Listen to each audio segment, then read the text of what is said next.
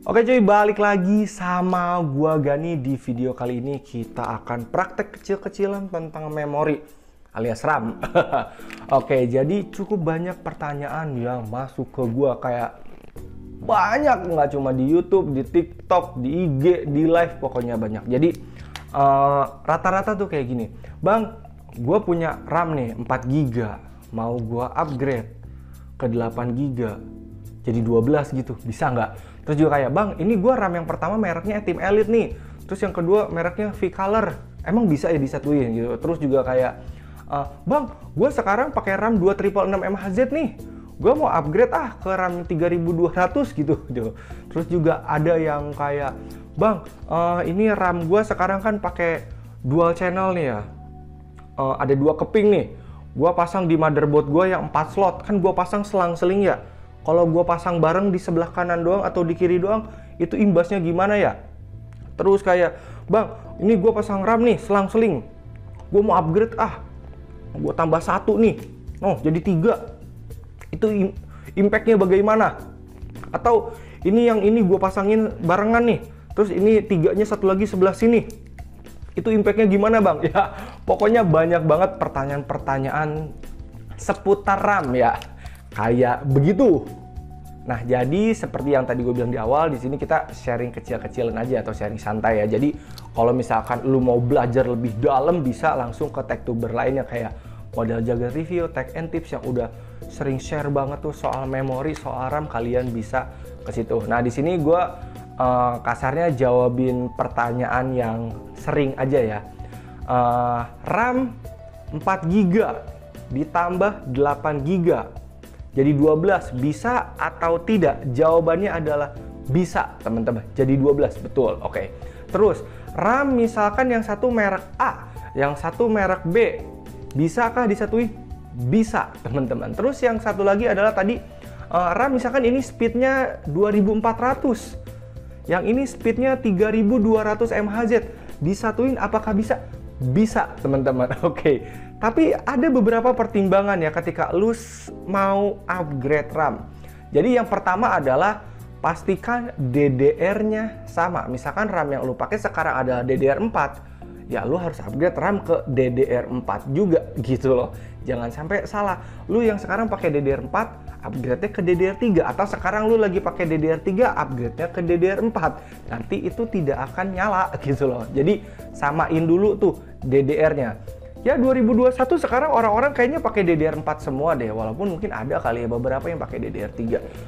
Terus tadi yang size, yang satu 8 GB, satu 4 GB jadi 12 GB, itu bisa, teman-teman ya. Bisa. Jadi misalkan yang lu pakai 2x4 nih sekarang, ini udah 8 GB nih ya. Terus lu tambah lagi misalkan satu keping 8 GB, teman-teman. Prat, jadi 16 nih, itu bisa, teman-teman. Oke. Selanjutnya soal speed. Yang tadi ini speednya 2400, terus mau upgrade ke 3200, itu tetap bisa nyala. Tapi kecepatannya akan mengikuti yang paling rendah. Jadi misalkan ini 2400 tadi gue bilang, ini 3200, yang RAM 3200 ini akan turun ke 2400 ya. Ibarat gimana ya? Lu lagi mau nyebrang nih, berdua gitu sama orang ya. Yang satu ini, yang ada di sebelah lu, dia nggak bisa jalanin ngebut. Nah, lu bisa lari. Nah, kalau lu lari, tinggalin dia, ini ketabrak nih orang. Jadi lu harus tuntun dia. Jadi mau nggak mau, lu menurunkan kecepatan lu biar nyebrangnya bisa sama-sama. Nah, RAM juga gitu. Jadi kasarnya adalah speed yang tinggi harus mengikuti yang rendah, karena yang rendahnya nggak mampu untuk mengikuti speed yang tingginya gitu. Jadi buat teman-teman yang mau upgrade, misalkan RAM-nya sekarang 2400, gue lebih saran ya samain, lu beli 2400 lagi. Karena kalau lu beli 3200, ya mubazir ini. Mubazir nih si 3200 ke 2400, dia akan turun-turun juga gitu.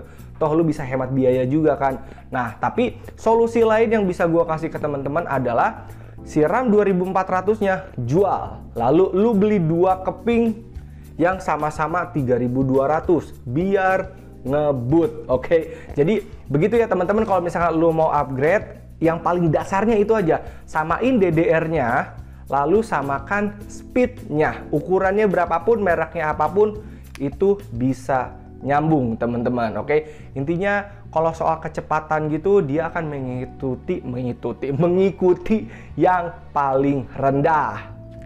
Masih ngomongin soal kecepatan RAM ya.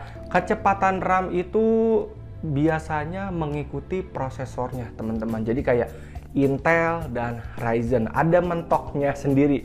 Kayak di Intel i3 Gen 10 kayak i3 10100, 10105 dan juga kayak i5 10400F itu RAM-nya mentok di 2666 MHz, 2666 MHz mentoknya di situ. Oke. Jadi kalau misalkan lu sekarang lagi pakai i3 atau i5 Gen 10, motherboardnya H410, H510 atau B460, RAM yang bisa lu pakai cuma mentok di 2666 MHz. Jadi kalau lu pakai prosesor Gen 10 dengan motherboard yang tadi gue sebut, H410, H510, B460, itu hanya bisa mentok ke 2666. Jadi misalkan lu pakai 3200 nih, apakah nyala? Nyala teman-teman. Pakai RAM 3200 dia nyala, tapi yang 3200 ini akan turun ke 2666 karena si prosesornya mentok di 266 MHz.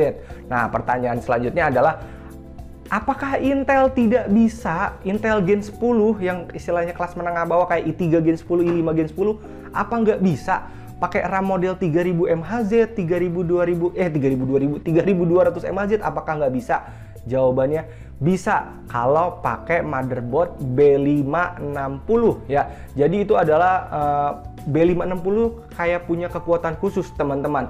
Jadi kalau lu pakai i3 Gen 10 kayak 10100, 10105 atau i5 10400, 10400F di motherboard B560 pakai RAM 3200, dia bisa jalan 3200.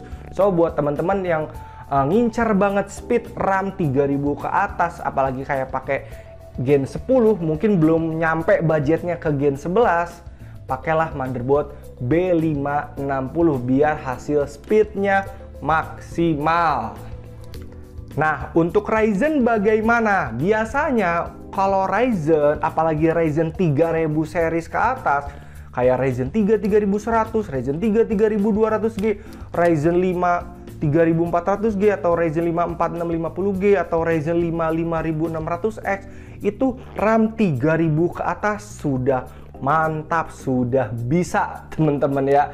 Tapi dengan catatan seperti ini, biasanya kalau RAM-nya di atas 3000 MHz, pada saat awal banget baru rakit itu RAM-nya belum jalan sesuai speednya. Misalkan kayak ini 3200 nih, lu pasang tuh ke Ryzen, jebret, lu nyalain masuk ke BIOS, itu biasanya RAM-nya masih jalan di 2133 atau 2400 atau 2666 MHz. Nah, untuk bisa jalan ke 3200, lu harus melakukan yang namanya turn on XMP, nyalain XMP alias overclock RAM. Lu harus belajar tuh. Kalau misalkan mau pakai Ryzen, RAM-nya mau jalan sesuai ininya, sesuai 3000 series itunya, 3200, lu harus nyalain XMP.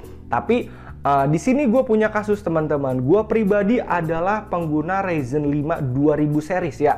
Gue pakai Ryzen 5 2600. Gue nyobain lah pakai RAM 3200. Gue nyalain XMP ke 3200, masuk BIOS masih bisa. Tapi pada saat masuk Windows sudah blue screen ya, nggak bisa dipakai. Jadi gue harus turunin ke 3000 MHz. Setelah gue selidiki, penyebab utamanya adalah si Ryzen 5 2600 ini tidak mampu mengatasi RAM yang punya speed 3000 MHz ke atas. Jadi RAM mentoknya itu di 3000 MHz. Sama kayak Intel tadi tuh, Intel Gen 10 kan mentoknya di 2666 MHz. Nah, ini gua kasusnya punya Ryzen 5 2000 series, mentoknya cuman di 3000 MHz. Jadi si RAM 3200 yang gua pakai itu, ya gue nggak bisa pakai 3200. Kalau 3200 dia blue screen. Jadi gue harus turunin ke 3000 MHz baru deh gue bisa menjalankan Windows dengan aplikasi-aplikasi lainnya secara normal. Jadi buat teman-teman kalau misalkan nih ya mau pakai Ryzen dengan RAM-nya 3000 series ke atas, ya pakailah Ryzen 3000 ke atas ya. Ngerti gak nih? Kalau mau pakai RAM 3000 MHz, 3200 atau 3600 ke atas, pakailah Ryzen yang 3000, 4000, 5000 ya, pakai Ryzen yang terbaru. Nah, kalau misalkan lu pakai Intel Gen 10 mau menjalankan RAM-nya 3000 MHz ke atas, pakailah motherboardnya B560 ya. Itu kasar dasarnya seperti itu teman-teman. Nah sekarang gua mau testing aja teman-teman nih. Balik lagi ke pertanyaan yang awal tadi, kalau misalkan RAM pasang beda merek gimana, bisa atau enggak. Terus kalau misalkan posisinya tadi ini selang-seling, kalau misalkan didempetin bisa atau enggak gitu. Kalau misalkan ditambahin 1 jadi 3 keping bisa atau enggak, apakah stabil atau tidak ketika misalkan kita testing main game aja gitu. Nah sebenarnya gue juga pengen sekaligus testing ini teman-teman, kayak tadi speednya beda, yang satu 3200 yang satu 2400 gitu misalkan, beda speednya. Tapi sayangnya posisi RAM yang lagi gue pegang sekarang adalah ini sama-sama 2666 MHz, jadi ini 2x8 dan ini 2x4, sama-sama 2666 MHz. Jadi nanti gue akan tes ke sini ya, ke si PC ini. Oke, sebenarnya kalau mau tes kayak model peluang atau apa tuh di matematika, permutasi kombinasi kayak gitu banyak teman-teman. Jadi misalkan satu keping gue pasang di slot paling ujung, terus pakai yang ini, terus pasang 2 keping begini, terus silang, terus begini. Kayak banyak kemungkinannya. Tapi kalau misalkan kayak gitu bakal panjang banget ini videonya. Jadi gue hanya testing sesuai yang rata-rata ditanyain aja ya teman-teman. Misalkan pakai satu keping nih, terus nambah lagi kepingan lain beda merek, bisa atau enggak, stabil atau enggak main game gitu. Terus kalau misalkan tadi ini 2 keping yang biasa dipasangnya selang-seling, ini kita dempetin, itu bakal gimana? Bakal tetap dual channel atau single channel? Oke. Tapi sebelum itu kita samakan persepsi dulu tentang slotnya ya. Oke, di sini motherboard yang gue pakai itu B560M Pro 4 dari ASRock. Sayang banget ya, padahal gue pengen nyoba yang 3200, tapi di tangan gue ini adanya 2666. Ya wes, oke.